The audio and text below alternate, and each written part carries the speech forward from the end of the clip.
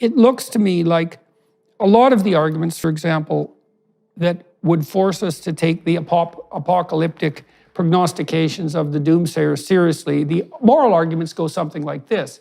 Well, 100 years, if there's a lot of climate change, it's primarily going to be the world's poor who pay the largest price for that, the world's poor and oppressed.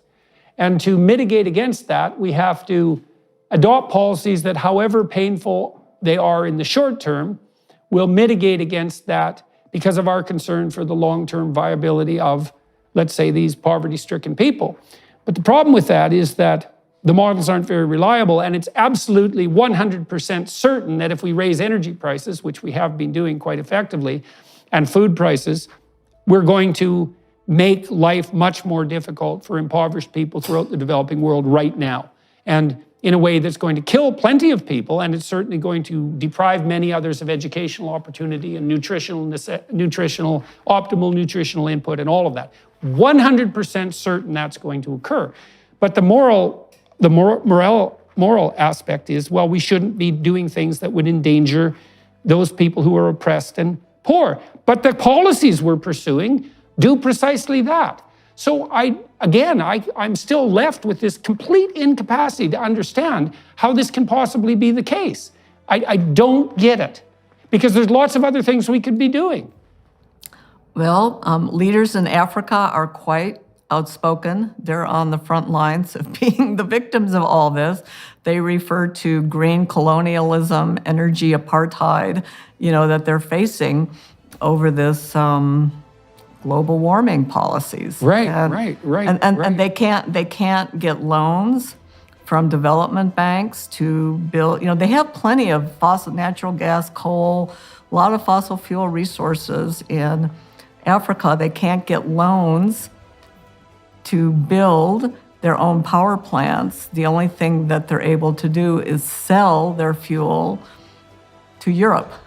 So Europe is exploiting them doubly by taking their fuel, but not allowing, it's politically incorrect for these banks to fund the development of power plants. So Africans can develop their own economy. It's just evil, and I think green colonialism and energy apartheid are perfect descriptors for what's going on.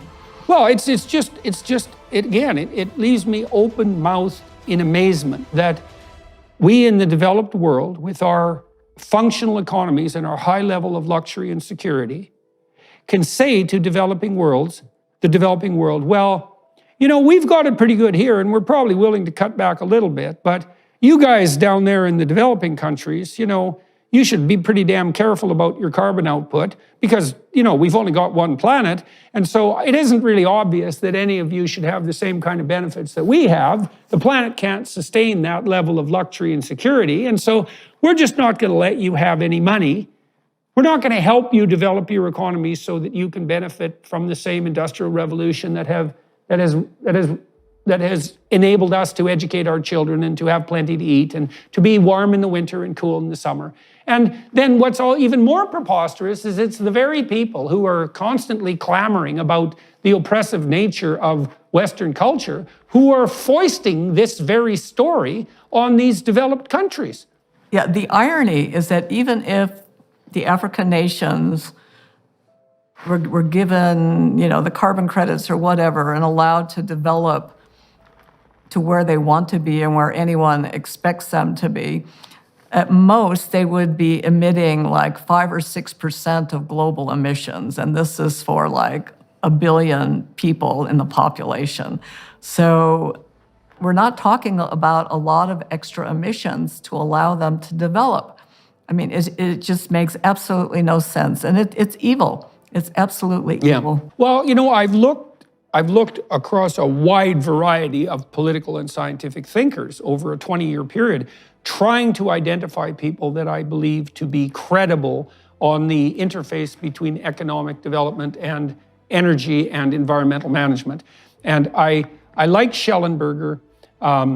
I think Alec Epstein has some interesting things to say. I like Marion Tupy. And so, but of all those people, I think Blomberg has done the most credible job.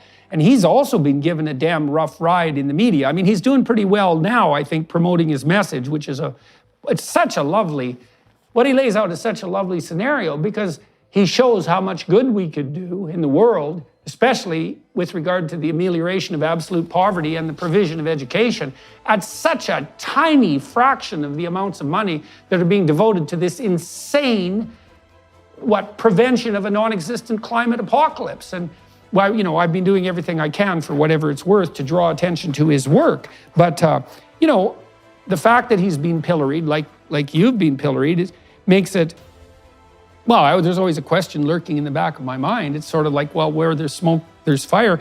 If people are constantly being attacked for their views on moral grounds, maybe there's something to that. But I haven't been able to find that in my analysis of your work or Franzen's. I certainly have seen none of that whatsoever in relationship to Blomberg.